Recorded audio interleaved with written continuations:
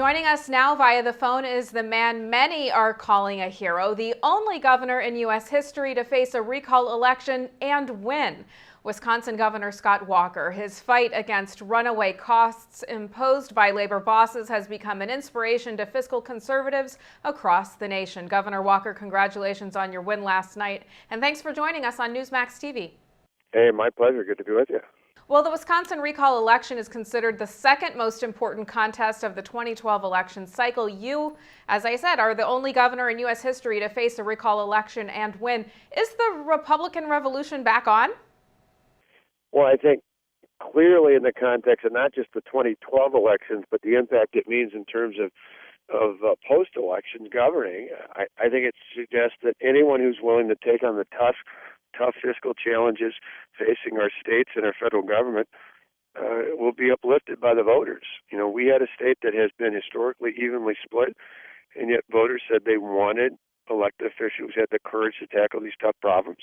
And that's what we did, and I think the election results speak for themselves. So you think that this will empower other elected officials to take a similar stand against runaway government costs imposed by labor bosses?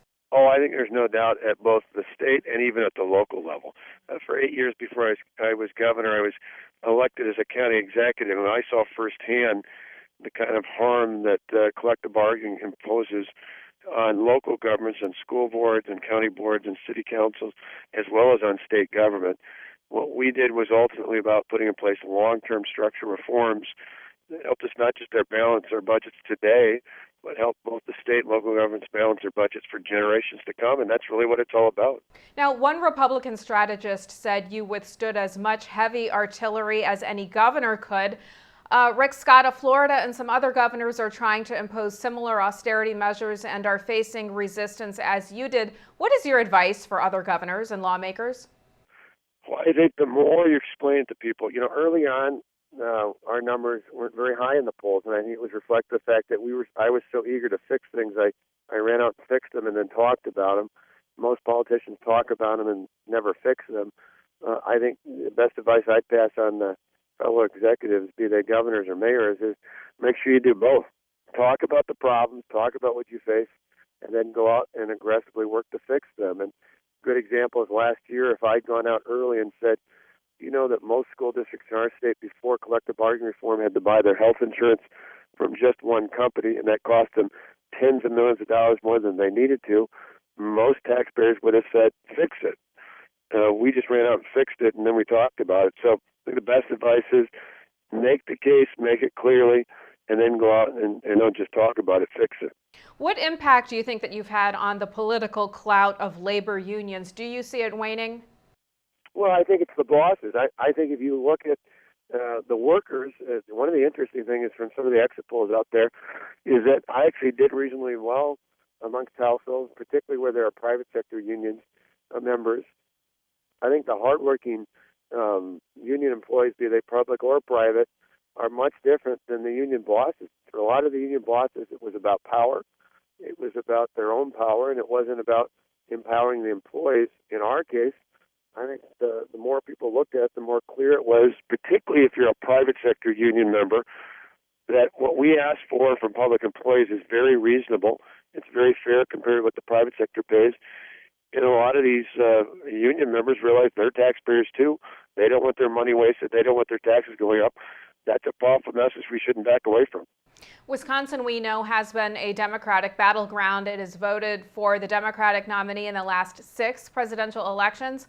President Obama won it comfortably in 2008. What does Mitt Romney need to do between now and November to capitalize on the conservative momentum that you've established in Wisconsin and become the first GOP nominee to carry the Badger State since Reagan in '84?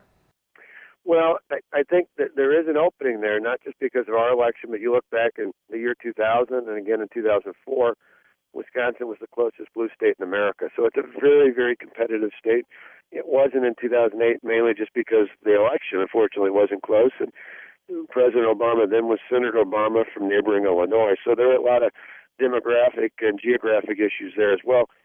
I think for Governor Romney to do well in Wisconsin, he's got to come out and parallel what we did, not just I, but our lieutenant governor and our strong legislative majorities He's got to come out and talk about what he's going to do to tackle the tough issues in Washington. If he can do that, I think there's a fair amount of respect, not just from Republicans and conservatives, but even from independents and even some discerning Democrats who, when we talk about fiscal issues, they understand that we can't sustain this. And it's even more true at the federal level. And if the governor comes out as someone who's willing to tackle those tough issues, to not worry about the next election, but worry about the next generation, I think he'll do well. Should Mitt Romney feel empowered by your win and go even harder to the right? Well, I think what he's got to do is hone in on particular issues. I think, the overwhelming issue of this election, people say it's about jobs, it's really about freedom and prosperity. What I mean by that is moderation and frugality in government, something we define in our Constitution. Moderation and frugality in government leads to freedom and prosperity for our people. This is really about putting more of the freedoms that are endowed by our Creator, defined by our Constitution, and defended every single day by the men and women of uniform of this great country. Those are things that Governor Romney should be standing up and very clearly, firmly defining that he's going to stand for. And in doing so, people will prosper. They'll do better. And I think if he lays that out, but you can't do that if your definition of government is more government dependency, if it's more government spending, if it's higher taxes. I think he lays a clear contrast out there. There are plenty of voters, whether they believe they're Republicans or not, there are plenty of voters who share that belief, who understand really the path we're on is unsustainable at the federal level. And I think Governor Romney has a clear, aggressive, and repetitive message, can be competitive in Wisconsin.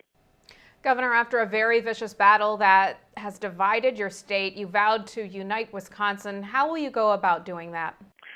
Well, I think a large part of it is that actions speak louder than words. So even simple things, social things like inviting the legislature over next week for some brats and some burgers and maybe even a little bit of Wisconsin beer.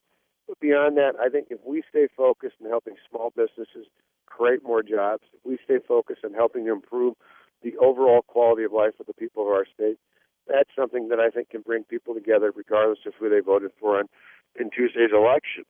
And, it's really one of those things where I think it's building that trust again, moving the state forward. Sure, you're not going to get 100% agreement on anything, nor is it realistic to think that. But I do think we can change the tone.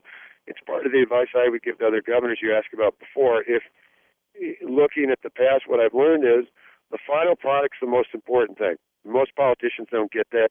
Most just talk about things but never do them. But you've also got to have a process where you hear from people, you involve people, they feel engaged in the process. If you do that and you have a great product, I think you got a winning recipe. Last question for you, Governor Walker. You are being hailed as a national hero. There's speculation about a place for you on a future Republican presidential ticket. Do you see this in your future? Hey, in my case, I went through a year and a half of unbelievable attention and focus and attack from many of the nation's largest special interest groups. I'm purely focused, 100% focused right now on Wisconsin, and really haven't had any time to think about anything else, and probably won't for some time. So I'll leave that to the pundits. I'm just going to stay focused on helping Wisconsin get better.